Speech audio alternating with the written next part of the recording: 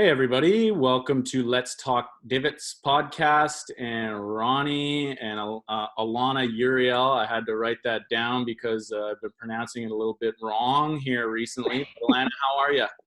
I'm great. Thanks for having me. Yeah, no worries. Ronnie, how you doing, buddy? I'm real well, thanks very much. Down here in Solana Beach. Alana is right up there in Carlsbad, so we're just about neighbors. So I heard Pretty it, much. Alana, not so sunny California down there these days? Yeah, as of recently, it rained for 5 days straight. And for one day, it was 24 hours of just pouring rain, which is unheard of. I mean, we're supposed to be in a drought in California, right? Yeah, I thought about that when I saw, it's always it's always sunny in California, but I guess that's important, So, well, let's jump into. I mean, we got lots to talk about. We've got lots of questions for you, but how about we start with just before anything, who you are. Why don't you give us a biography? Tell the listeners, who we're talking to, and yeah, just a little bit of a background from you. Totally. My name's Alana. I'm 23 years old. I've been playing golf for 14 years now, and I'm on my second year on the LPGA. And I live in Southern California, and I'm just loving it. Just loving it. Well, I hope you love it. You've lived there forever, right? Yeah, I'm homegrown SoCal. Okay, so obviously we're not on tour yet.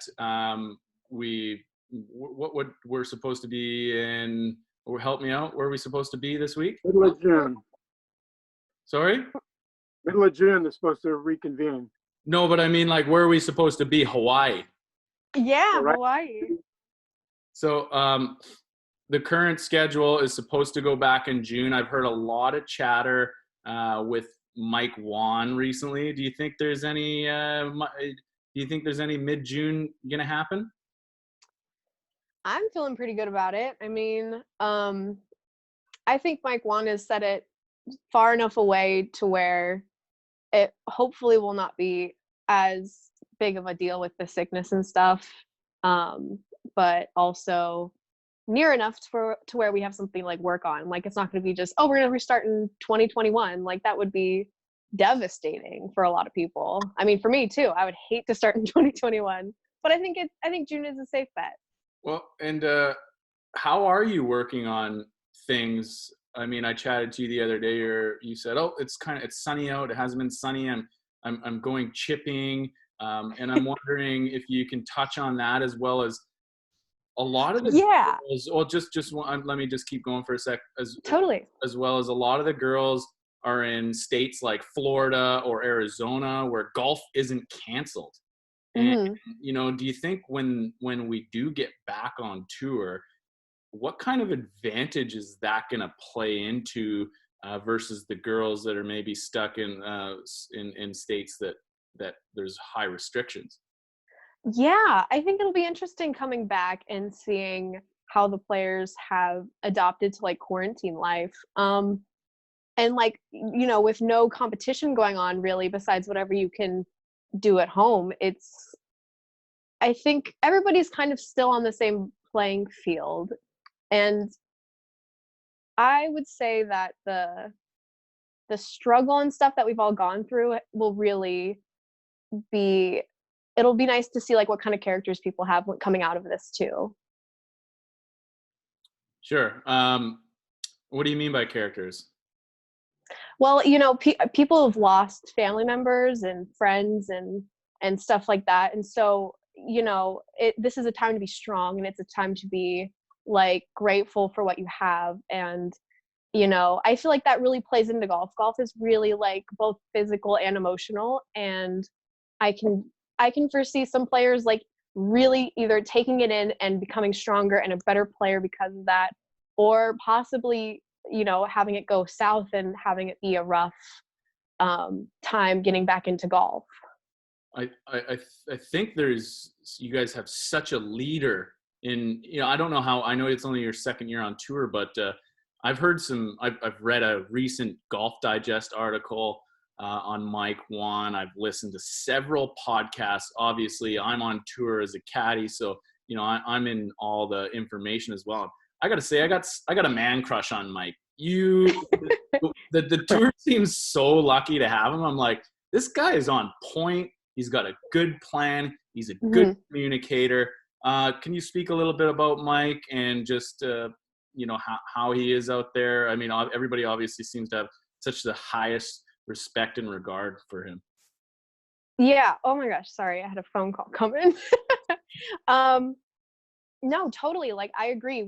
Actually, I have a really great memory of the kind of person Mike Wan is, because my first ever LPGA tournament I played in Phoenix for the Founders Cup last year, and I was so nervous, but I got the chance to play in a pro-am with Mike Wan and the other founders for 9 holes. And that was truly like amazing to be able to like golf alongside, the commissioner of the LPGA. Like, just like, what an honor, right? And it turned out he was so chill, and he knew everything about everyone and exactly what was going on. He knew exactly what to say. Like, his demeanor is great. So he's a really good people person. And then, not to mention, he's a great business person. Like, he's really managed our partnerships, our sponsors really well. Like, I can't commend him enough on the things that he's done for the LPGA. I mean, taking it from like 0 to 100, really. And yeah, I mean, great businessman and also great dude. Sounds like it. Well, then we're all really lucky to have him. So that was just my observation, and it seems to come right through all the girls as well. Alana, can we go into just a little bit about your story of how you got to the LPGA? You grew up in Carlsbad. You have the Aviera is one of your home golf courses. We know, you kind of gave us a couple cliff notes there, but when did it all kind of really come into fruition through Arkansas University? And, just talk a little bit about your back golf story career. Yeah, totally. So I started golf when I was like 12 or so, and I was just doing junior golfs. I was doing it for fun. Nothing else really exciting there. I wasn't like killer at golf when I first started or anything. Neither of my parents played golf, actually. I got a coupon for my 8th birthday for a free golf lesson. Groupon? Was it a Groupon? It was like, I don't even know if Groupon was a thing back then, but it was like, yeah, my parents bid on it in like a school function or something, and I ended up going, and I was like the last kid on the range hitting into the nets. So my parents were like, well, I guess we should put her in golf. And like, here I am now, like 13 years later. It's crazy. And so I started in high school. I was on the high school golf team at Carlsbad, and I slowly began to progress and get better with each year. And we were like Avocado West CIF champions there for a long time, and it was really exciting. And then I got recruited to go to Arkansas, who was like a top 10 school for women's golf at the time. And super, super awesome, great program there, great coaches, great people. I went to school with Maria Fossey, who's also on tour, and man, just like the opportunity to be able to like play alongside such great girls was really like building my character, building my game. And yeah, just overall like slowly, progressively getting better. That was kind of my thing, is like slow and steady. And in 2018, when I graduated, I went to qualifying school, and it was my first time in qualifying school, made it through all 3 stages, and managed to get that LPGA card. So now here I am, just playing and doing my thing. That's a great story. So your mom and dad did not play.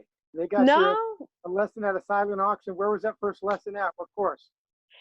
It was actually at a range. It was called the Hodges, and Sure. it's over in like Escondido area. I know the Hodges, right there by the vineyard. Yeah, exactly. Very close. Your brother Connor play? He played a little bit in the beginning, but I think he gave it up because I was doing it. You know how siblings can be. They're like, oh, if you're into it, I'm not going to do it. So, yeah, he does cross country now, and he's just a normal student at Cal Poly now. So, Like every other person in Carlsbad, did you play soccer as well? a little bit in the beginning, yeah. Sure, sure. Everybody starts off with soccer, I guess. When did you feel that you could make a living out there on the LPGA? When did you get the bite? I would say like halfway through college, I was kind of considering it. I was playing pretty good. I always like perceived the LPGA to be like, oh my gosh, like just out of my league. I could never do it. Those girls are so great, and they are. I mean, I could never believe that I could make it. And then at the end of my senior year, I kind of started to believe that I could play some pretty good golf, maybe good enough golf to get on the LPGA. So Was that 2018, your senior year? yep, 2018. And Arkansas won the championship, didn't they? We won conference. Yeah, conference was a huge deal. I mean, that was great for our program, first ever in our program's history, winning conference, and huge honor, great team, super fun times, and kind of gave us all the boost to, go into professional golf. And after that victory, you got to ride home in a private jet. Did I see that on Instagram? That's true. Yes. Oh my gosh. Like, it's not every day that you get to fly home after a victory in a private jet. It was so rad. Really? Whose private jet was that? Just some sponsors or some? It was the sponsors of ours that was giving us a private jet. He usually gives it to us like once or twice in the season, and to the important tournaments. Yeah. And Alabama was where our conference was, so it was like quick trip, and I wish I could fly private all the time. It's so nice, but right. Gotta win a few more. I can get used to this lifestyle. Yeah. It's pretty rad. Just to talk a bit about obviously Arkansas seems like it was a pivotal time for you, and from what I've read, you had quite a good relationship with your the coach there. So just go into a little bit about that, about your I mean, we know you lost your mom as a teenager, and just her as a role model stepping up, and how that helped you in your golf game, as well as going into womanhood or adulthood or whatever you want to call it there. Oh, for sure. Yeah, I lost my mom at 14, and it was really crushing for me because she was absolutely my best friend and my biggest number one fan. And losing her took a real big hit on my family. And so I had lost like so much personal time with like another woman, understanding everything, and just like lacking in like trust issues. I was like becoming a problem child. And it was really sad to see. And I needed mentorship really badly, is the bottom line. And when I got to the University of Arkansas, I never expected to not only grow with my golf game, but also grow as a person. And Shauna, my coach, was all of that for me. I mean, she really took me from a troubled child into a mature, loving, and grateful woman that I am today. And it was a long and tumultuous journey, but it was definitely, I mean, I respect her for everything that she's done, and she's great at everything, and that's all I can say. Mentorships are a part of life. Ronnie knows this. You're going to have many. I hope you have many more, and it's just a pivotal about who you're going to become and those people that you're able to latch on to. I feel so strongly about that. And, leading into that, is there anybody on tour that has taken you under their wing at all, or is anybody kind of stepping into a role there, or how about making friends on tour? I would say that one of my closer friends on tour is probably Gabby Lopez, because she's a former teammate of mine, and she saw success in these past few years, and we've kept in contact, and it's been really great to have someone to talk to about everything, because it's basically like starting from square one when you're out there. And it's not just golf, it's like business and travel and where to be at the course and where's the clubhouse, where's the first tee, simple stuff like that, and can be really tough for a rookie. And so for Gabby to reach out and to be as nice as she has been and answer all my stupid questions is super awesome of her. And she's just been there for me, and I can't thank her enough. Awesome. So you get on tour, you go through Q school, and you win your first ever professional event on the Symetra Tour. Am I correct in this? Yeah, first ever professional event. So you must have been coming out there just, shaking the dice and being like, boom, this is going to be easy. Can you talk about Yeah.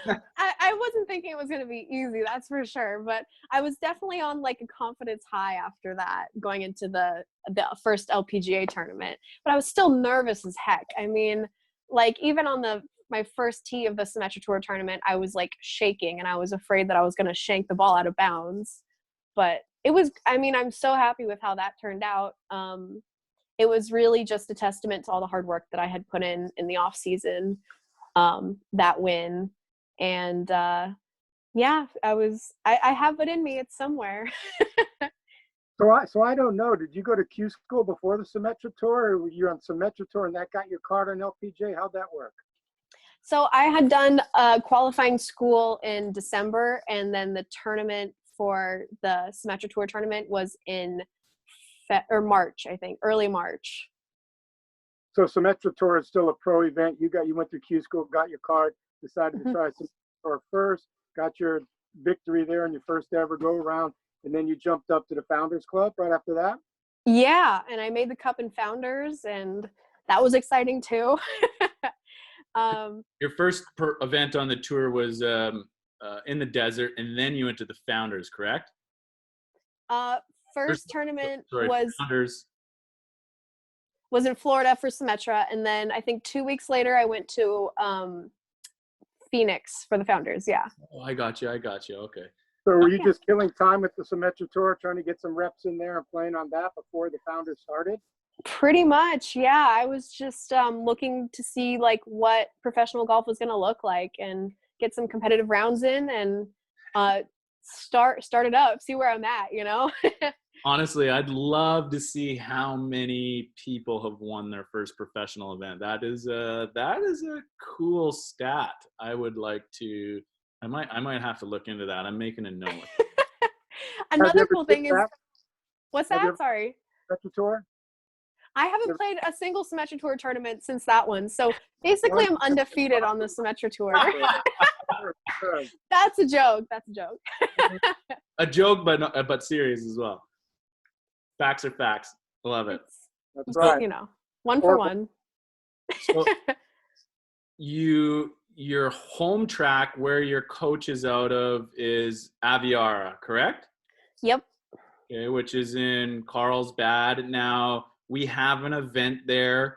Obviously, you get a lot of publicity come those probably week of the year. I've seen a ton of articles on that. And was this supposed to be your second time? But how were you looking for? Like, I don't think many people, men's might have a little bit more, but on the women's tour that have an event at their home golf course. Like, can you talk a little bit about that? If it's an advantage, a disadvantage, the pressure, and just talk about how much you're looking forward to it or not.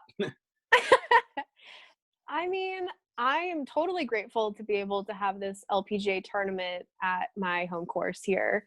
Not only have I played it since I was a kid, like had my first like golf lesson there, my coach is there, like I've played that course like over 100 times, but like I also grew up like watching the girls play there. Well, it used to be at La Costa for a while, and then they moved over to Aviara, but I would like skip school and go watch, which is bad, but it really like solidified my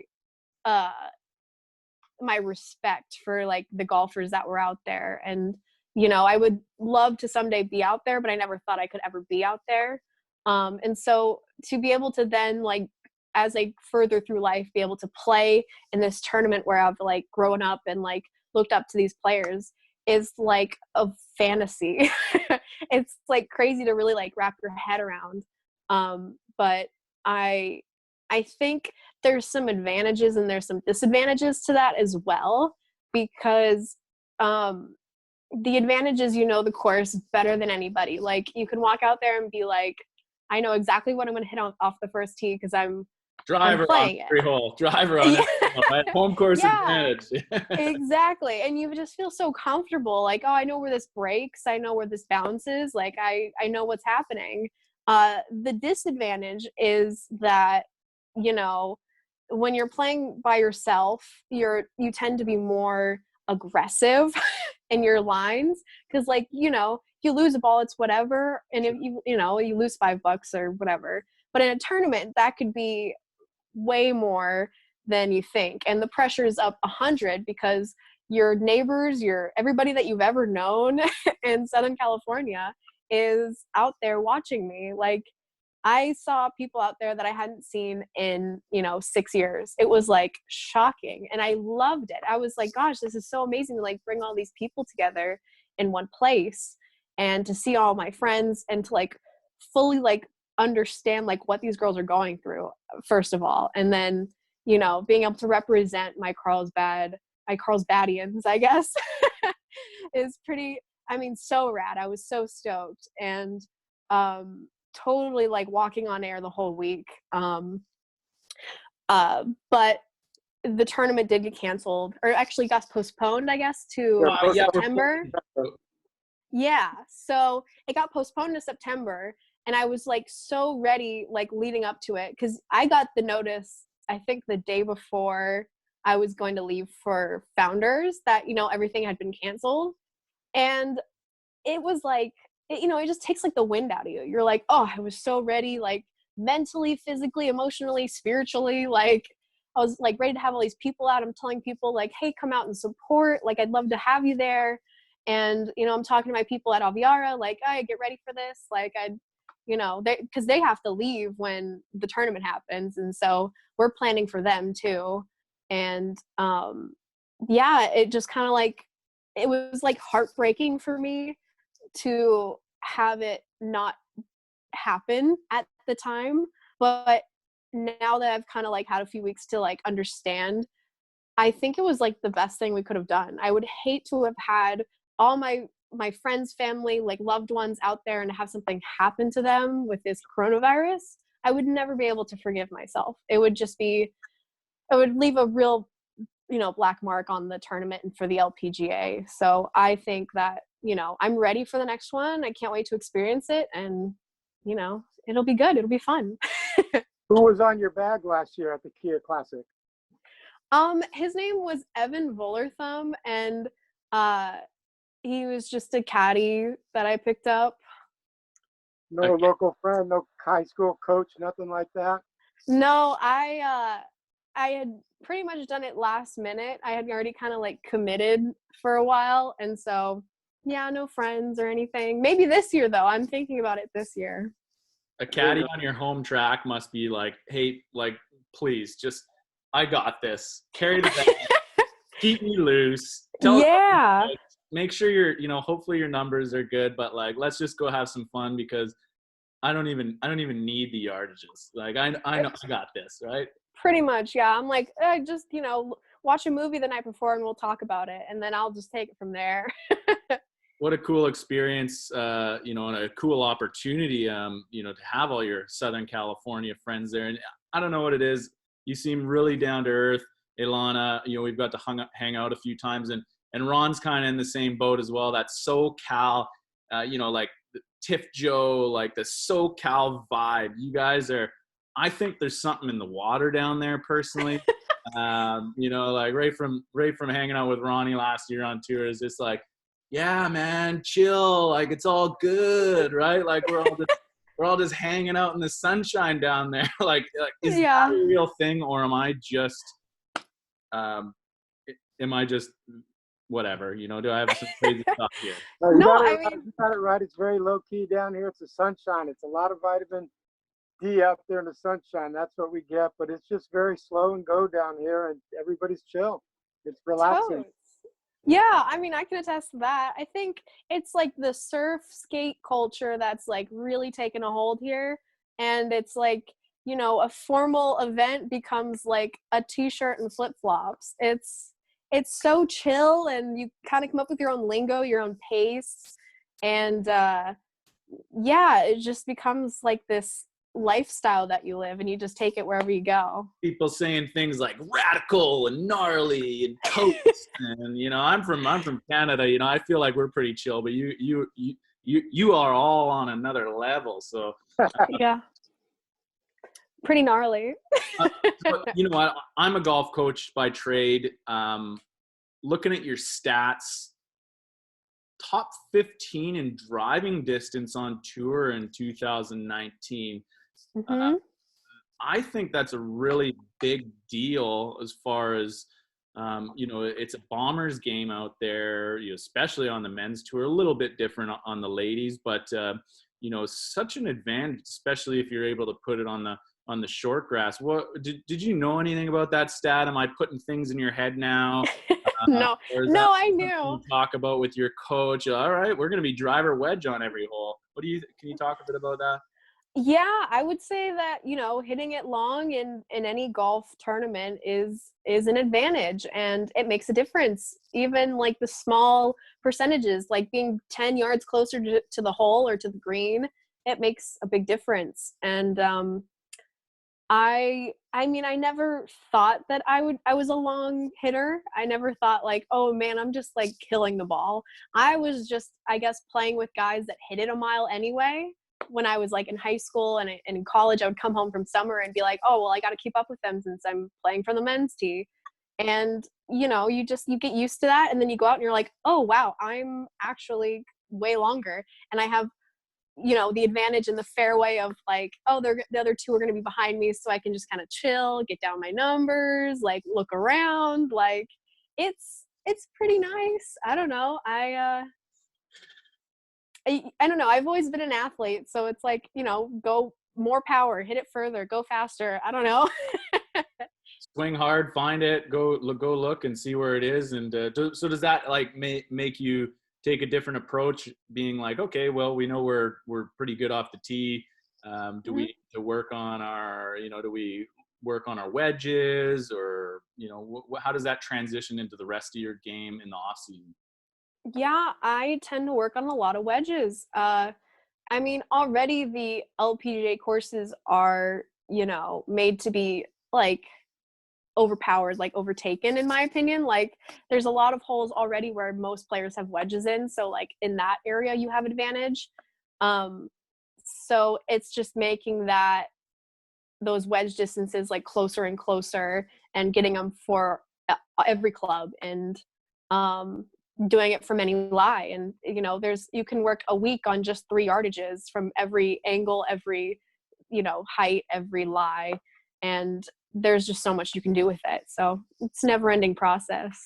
What was the biggest adjustment from college golf to tour golf, essentially, like as far as course conditions, length, green speeds?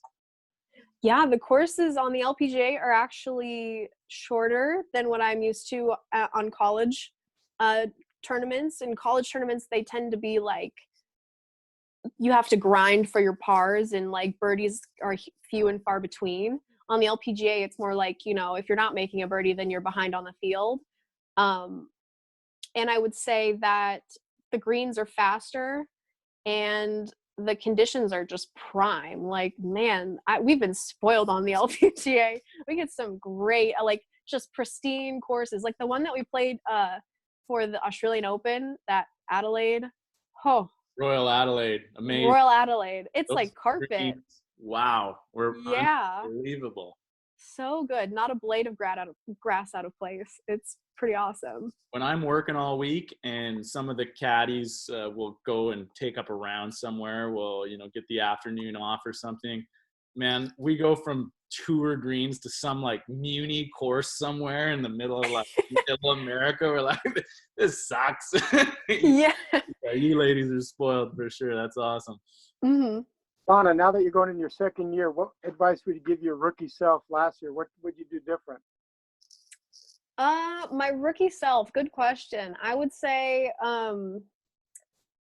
you know, plan more in advance, like travel stuff, because I was doing a lot of things like last minute as far as like travel adjustments go. And Do you do then hotels or Airbnb?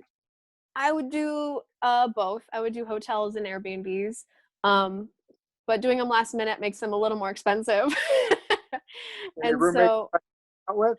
I didn't have any roommates. I was basically traveling like just by myself, and I think that was a mistake too, is that I didn't really socialize enough with the other girls. I mean, I was like with the rookies for the most part, like a rookie group of us would like travel together, but like we wouldn't do things outside of like traveling, like meeting at the airport. And I would love to do more of that now that I'm like established and I like know where I am and like where I'm going. But I would also say to my rookie self, like, just chill, like actually like go home and like chill if you need it, like rejuvenate, like have fun, look around the town that you're at, like you're in a cool place, like you got to go see it. And yeah, just more like self-help kind of stuff, like, you know, keeping body good, keeping mind good. Those are important, and they tend to like kind of slide if you're not keeping up with them, or if you're having, you know, 2 rough weeks where you miss the cut twice, you tend to you know, spiral. And that's, you know, you just gotta chill at that point, man. Like everything will work out. Your friend Haley Moore from neighboring Escondido, a junior golfer that you played with, she's on tour this year. You're gonna kind of help her out, show her the ropes, hang out with her? Yeah, she's already reached out to me, and she's already asked for some like support, help questions and stuff. Oh yeah, we've been playing golf since we started, like junior golf. Like I remember playing a lot of junior tournaments with her, and it was really cool. And to be playing with her still like this many years later is so cool. I mean, it's like, you know, long-term friends. It's awesome. So That's cool. yeah, any way I can help, it's great. Yeah, just to go back on your, you know, last year on the road was my first year on the road. And again, I've always taken in my coaching career, you know, a holistic approach to things. And one thing I just saw, even for myself, caddying, you know, life on the road is, you know, is you need to keep the tire with all the spokes in place, right? So it's really easy to get out there, you know, miss your family, miss your friends. Maybe your nutrition takes a hit. There can be all sorts of elements that really, you know, spiritually, you mentioned, like something can take a hit really, really easily and can just spiral out of effect, especially if you know, feel the need that you're needing to play 4, 5, 6 weeks in a row because the pressure of money and getting your card back, right? Like, so I think that's really great awareness moving into your second season. You know, what are some things that you're doing to combat you know, those elements out there? Yeah, I mean, like you said, like, you know, anything can happen and anything can take you down. I think the important thing in those situations is to like be okay with not being perfect. Like, you're not going to be able to have your perfect like steak, vegetable, and carb meals every day. I remember one time we were like in the middle of nowhere, Michigan. I think it was for the Dow or something. There was like only like that one little town there, and there was like no place to get like healthy food. And I remember I had to go to McDonald's and get like one of those chicken sandwiches, and only like I had to double the chicken breast, and I had to take out the bread, and I had to like throw on lettuce and stuff, just trying to make it work, like trying to make some way to like feel like I was being somewhat healthy. And it, you know, like that happens a lot. We travel a lot, and you just gotta go with the punches, you know, chill, like let things be. Like I think an important thing this year is to just, you know, focus on your your health and your wellness, and be positive. Because a lot of stuff can happen. Plane flights can get canceled because of storms, and you get sleep on the floor. Like, it's just how it is. Or people lose their golf club. The airlines lose your golf clubs, and that's why the players need to give Ron their clubs to get to the next little infomercial plug here. They need to give Ron their clubs. Yes, there you go. Caddy Express, I'll take them for you.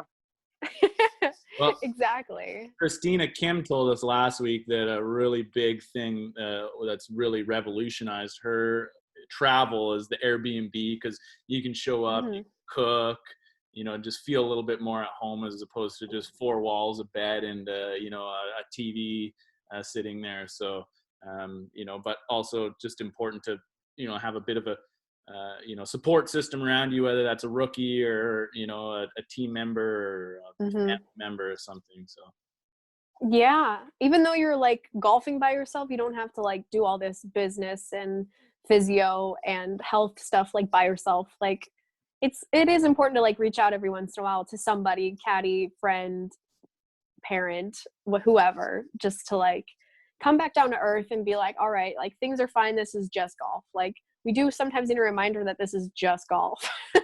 Yeah, I think people don't realize too, like, it is hard. Being on the road's hard, and you're living out of a suitcase. You get to these places, like you said, and you're like, oh, I get to go to all these different countries, different cities. You're living the dream, right? But you're like, oh man, I was too tired to do anything, so I couldn't go out. So you go to all these places and you don't actually get to be really a tourist because you got a job to do. Yeah, I feel like that's a huge thing, is that like some of these players, like, just they go to the hotel, they go to the course, and they go back to the hotel. And I mean, you can live your life that way. That's fine. I'm not hating on that. That's pretty rad if you're all about that.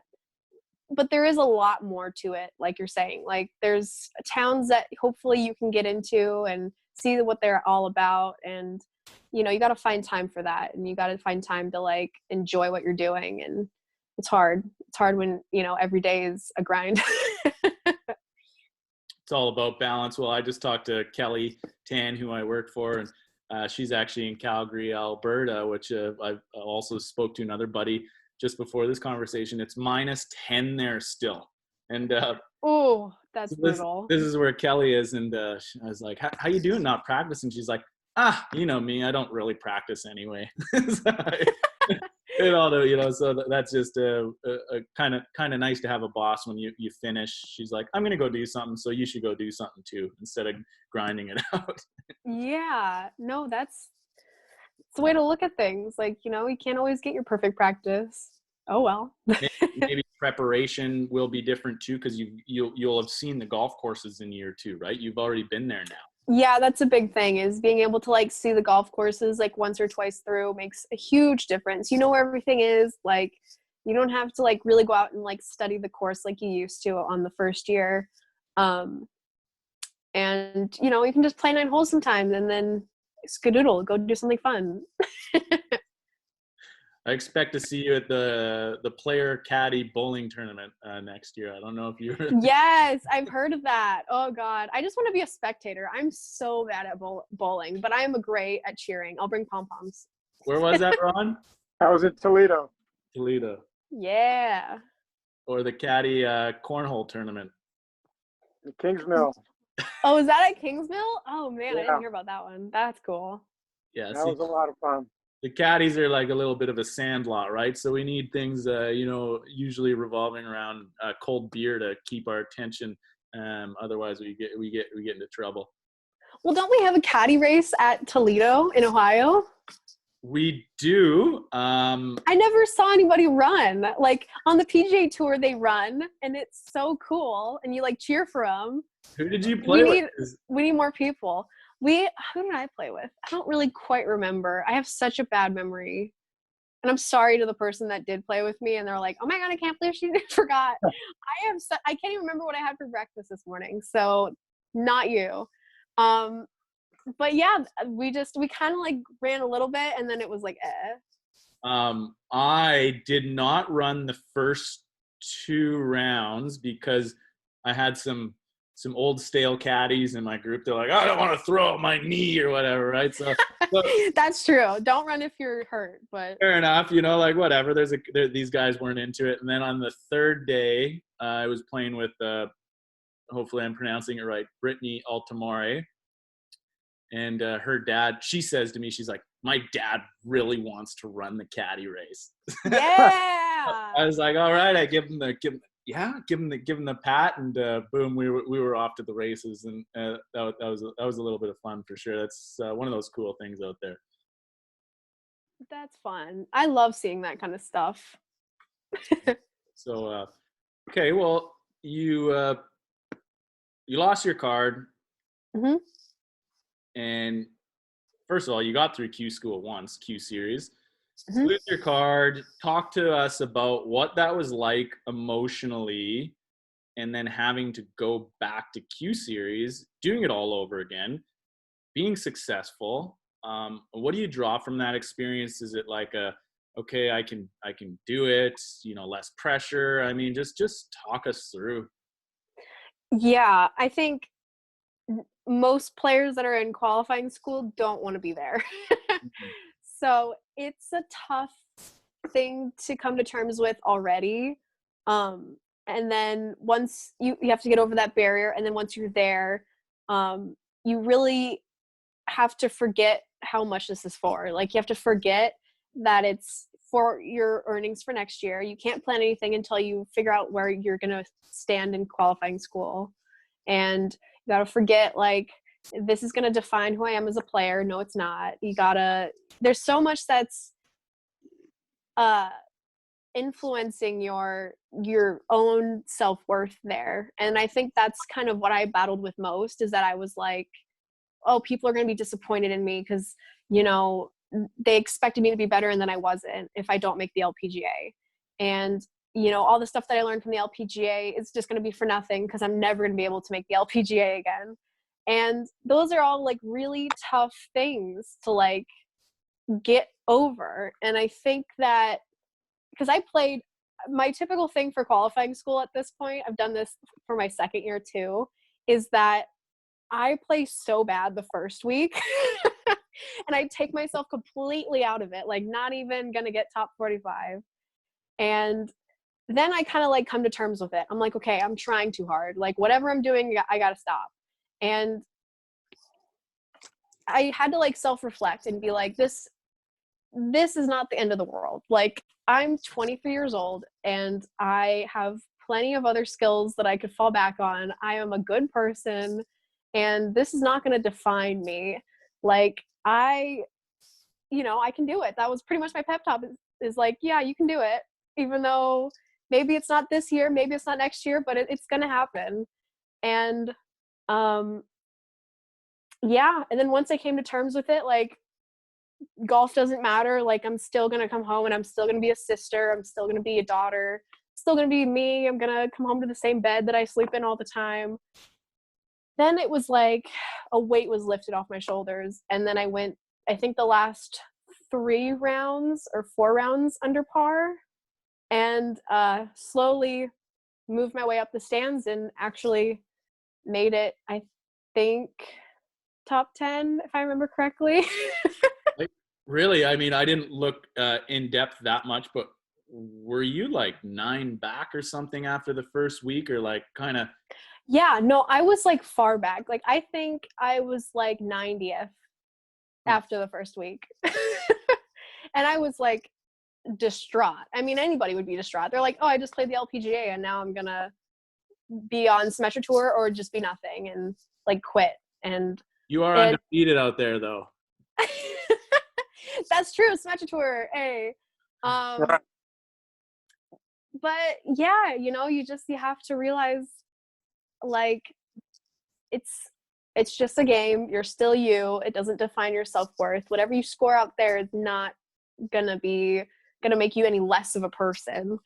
And just chill, like, just like take a breather, like put things into perspective and go out and like just do your best. Like, that's pretty much like the last 4 days I was like, just do your best. Like, people like do worse things in life. I could at least do my best for these last few rounds. And so that's what I did. And now I'm LPGA again. So does it knock some pressure off being that far back to some degree, being like, screw it. Let's go for it. Let's swing for it. Doesn't matter now. Just, you know, like we're way back here. It does. Yeah. I think, you're like, oh shoot. Sorry guys. Security will have to edit that out. We don't know how to edit yet. Hey, you should learn how to edit. That's important. Okay, sorry about that. I just hit anyway. All good. No problem.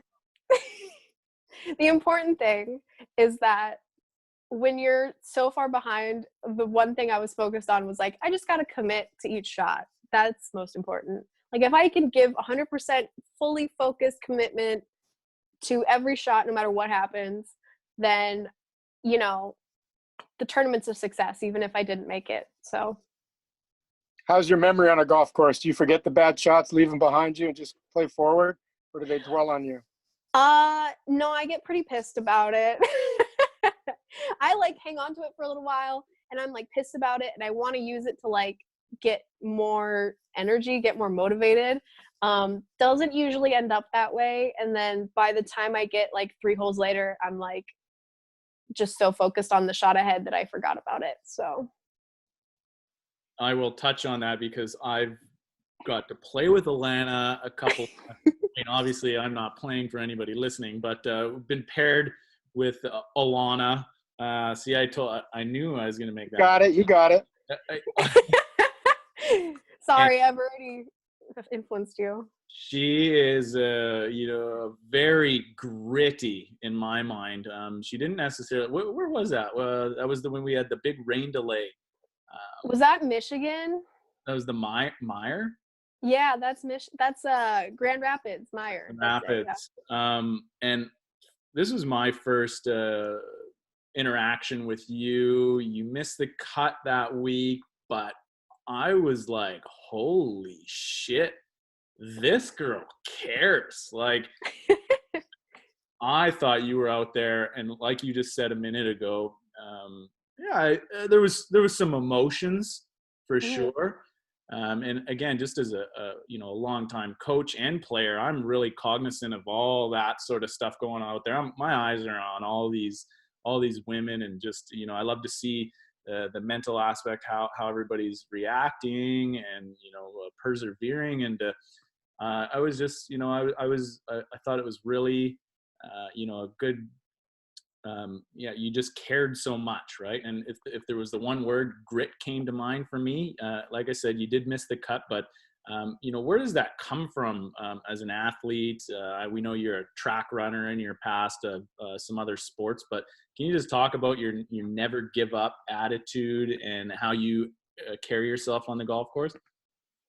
Yeah, I would say most of the like willfulness, however you want to say it, like perseverance, grit, it does come from other sports, I would say, because I feel like golf is the only sport where if you try harder, you almost do worse.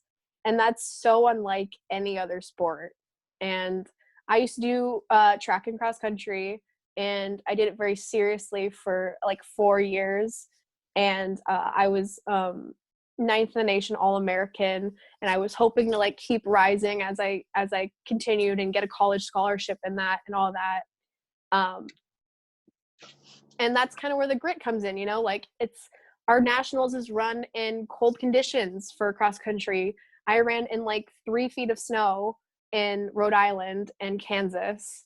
And, you can't just be like, oh, I don't want to do that. Or like, oh, I'm not going to run my best race today because it was cold outside. And I feel like that's kind of where it came from. Like, oh, just like keep trying, like care, just keep going, keep pushing. It doesn't always work well in golf. It doesn't always translate well.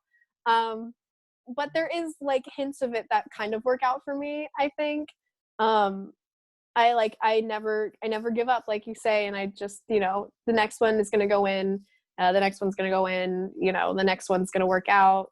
and just keep focusing and trying, even when it's dark or cold or rainy or, you know, whatever the conditions are. And that's important for, you know, everybody to like take a little bit of that, like, oh yeah, you can do it no matter what the conditions are. And yeah, so I don't know. Now, do you play better in grittier? I mean, I'm under the standpoint that, you know, for sure, the harder you know, golf's the only sport for amateurs that they can practice more, and the harder they practice, they can get worse, right? Like if you practice harder at running, you're going to get better at running, you know, like all these other sports, right? But, you know, do you, I feel like you can will the ball in the hole sometimes though, right? Like you're trying so hard, you can will it in there. And just curious if you, because of that, you know, grit that we're discussing, do you play better in worse weather, or do you like gnarly conditions, or is it like, I'd much rather have that pristine Southern California 75-degree day, you know? I mean, I feel like it's always fun in the Southern California sunny day. I prefer it, but if it does turn out that it's like raining, windy, like really just muddy, gross conditions, then I'm just gonna narrow in, like it's like I'm just gonna attack it, like just take it on, because challenges are important for us, like developing in life, and you know, at least I'll come out of it learning something. So just go for it. Speaking of grit, have you ever read the book Grit? No, I haven't. The author is Angela Duckworth. I might be getting that wrong, but it's pretty close. Yeah, just again, I read the book in my coaching days, and it's a good read. It puts it into perspective. It is a real thing out there. So I'll put that in the show notes for anybody curious or wanting to explore that. Cool. I'm into it. Yeah. So what's on the docket? We've got middle of April, hopefully 2 months till the next event, assuming we go. How are you practicing? Well, it has been interesting because California is on full lockdown right now, so no golf courses are open. I've been enjoying my backyard a lot. I have a net up where I, you know, hit balls into, and I have you know, a towel that I put down to chip onto, and I do have a next door neighbor that has a putting green, and so I just go over there and I putt a little bit on his plastic AstroTurf putting green, and that's pretty much the extent of what I can do. There's no like baseball fields or, you know, open fields really in Southern California. Ron, if you know one that's open, please let me know. Well, the polo fields right by Fairbanks Ranch. There's a big grassy field there. They got gates up now, but we went out there. Actually, last week we were at the Loma Santa Fe, and I put 18 pins out on the greens because they didn't have any pins, just a little 18-inch irrigation flags for the whole weekend. So everybody playing behind us had a little flag to shoot at. But you're right, all the greens out here are pins are pulled, the poles are plugged. You're just kind of hitting at the green. There's not much, but I do go to the polo field from time to time. I haven't been there recently, but it is a wide open field where you can let them fly.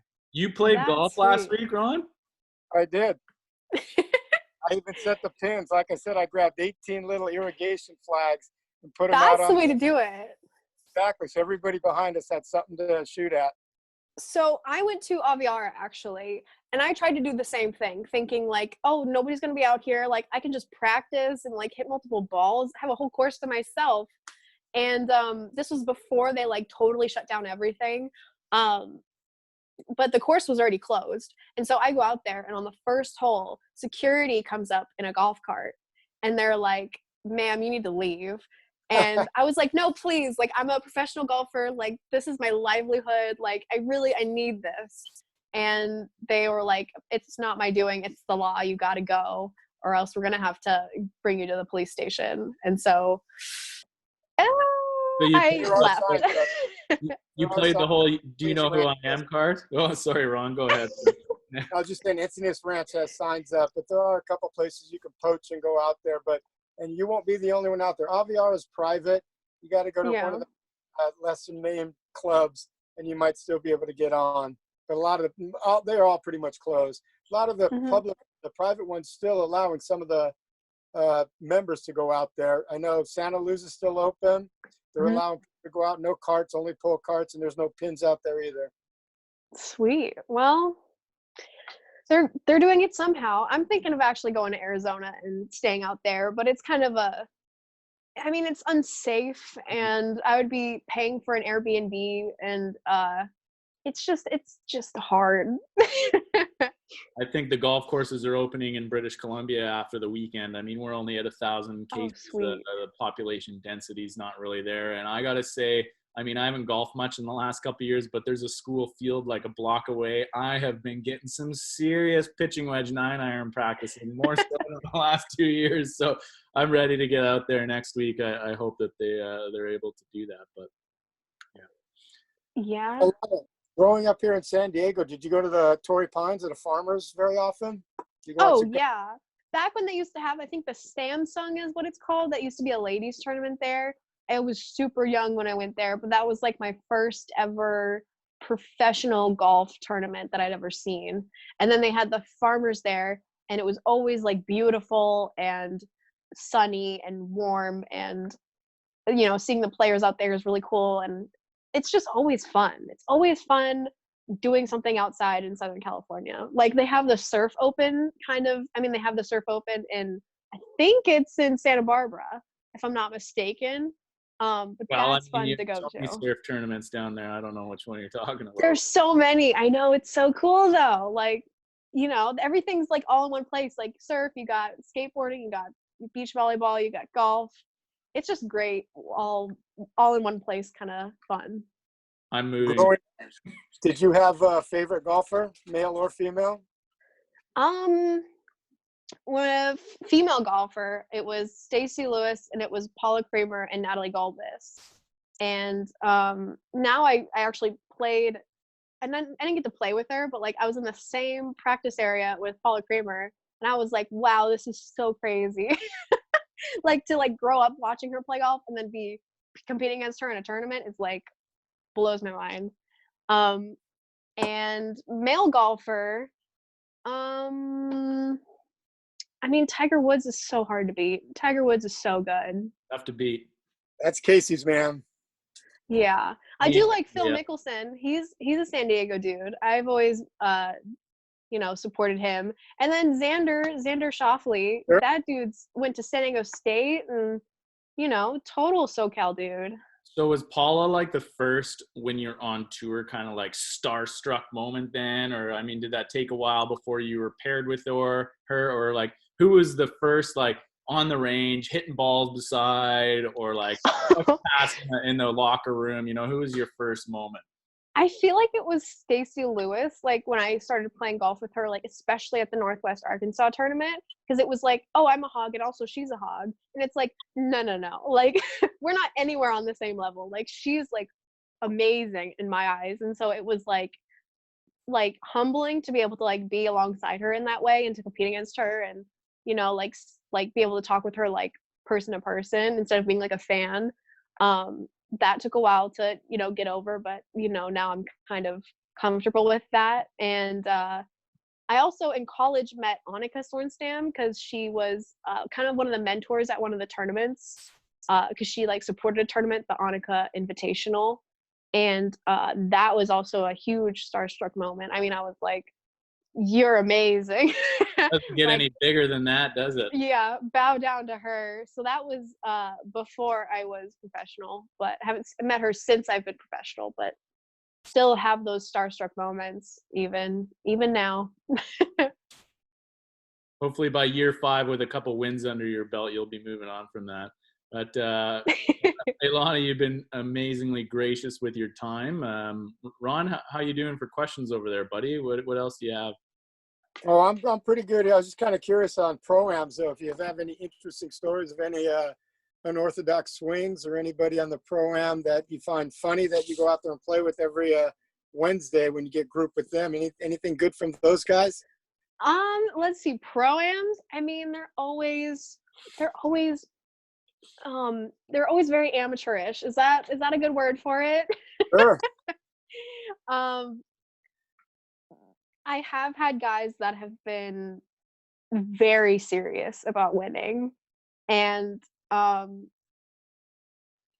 they just like start slamming clubs and like yelling and like drinking too much and just like walking all over the place, like walking off the course. Like I've Walk seen off the guys, course. yeah, just right into the parking lot. And it was like, okay.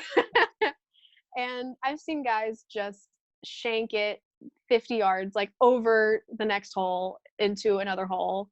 Nothing Whew. wrong with the odd shank, okay? But it's like a miss and then it's another miss. Like you had to have been aiming there because that was hit too solid, you know? Um, but it's pretty funny to see the guys get pretty wasted. But I also have had some super fun guys. Like in Portland, Oregon, I played in I think 2 pro-ams that week, and both were like super fun and like really down to earth guys. And one guy owned like a breakfast place in the area, and he was like, "Oh, just come by to like my place, and you will give you breakfast." And I was like, "This can't get any better, man! Like this is what I live for. Free food. I'm all about it." Very cool. Yeah. One last question. When you were down here and Casey was down here in Southern California, you two got to go out and play at La Costa. I think there was a bet on the line for an ice cream, Handel's ice cream. How did that turn out? I asked Casey if you guys kept score, and did she outdrive you? So I got Casey's notes, but I want to hear it from you. How'd that round go? Let's see. I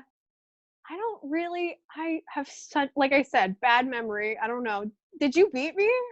I think she's just being nice to the podcast host. I believe I owe her some ice cream, which I nagged on. There's probably some interest in there. It's probably up to like a quadruple scoop right now. So yeah. Well, I think Casey came home and told me you guys tied on the front 9, and then the back 9 you guys just played for the fun of it. But I asked him who outdrove who. He said he had you a couple holes and you had him. You guys are right out there together. So I found that real interesting. Yeah. Well, I think it's nice. Like the women's game, I feel like is more like normal people golf than the men's game.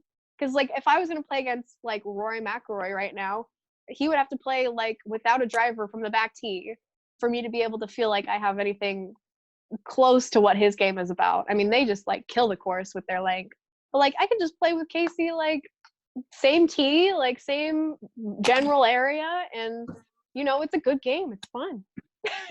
And I would say that I think women's golf is much more, I think, hopefully we can get the, a lot more people behind it. I mean, it's obviously popular in a global game, but most people can generalize with the female game far more than the male game. Like, it's ridiculous how far, like they can't keep up to Rory or DJ or any of these guys. Like they're on another planet where the women's game is much more conducive to most average people. Obviously, you ladies would kick all their asses, but just the distancing and it's much more on par with what you'll see at a country club for sure.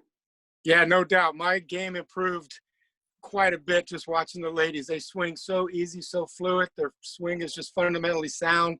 There's a few girls that go after it. Lexi, she still gets airborne off the tee. Ariat Tarnagarn, she gets airborne. She knocks it out there. But I just love watching the girls. The fundamental swing, it's just so sound. Even Hank Haney said, if you're going to go watch somebody, go watch the ladies. For sure. I mean, I feel like we need some more TV time for this reason, but I don't have a say in that. So speaking of somebody who rips at it, you're looking at the top 15, one of the top 15 distances on the tour there, Ronnie. So, I know. Got him right here. Muscles, right? Well, that's part of Casey and I's mission statement, to bring some light to the LPGA. We want to get some equal coverage, whether it be airtime, bigger purses would be great, bigger sponsors, larger crowds. And that's why Casey and I started the Let's Talk Divots podcast, to just bring some light to the LPGA. We just love having you ladies out there. And we think you guys are just wonderful and great for the game.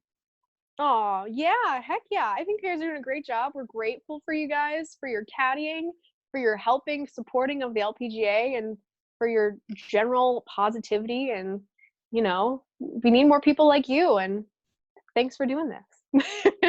Right on. Thanks so much, Alana, for coming on. And we hopefully look forward to connecting on all the city stops inside the ropes on the LPGA tour as we hopefully start in June. Yeah, I feel good about it. Starting in Arkansas. Go Hogs. There we That's go. right. Hogs. Thanks again, Alana. Just stay on the line. We're going to hit stop button, okay? All right. See you guys. Thanks. Thank you.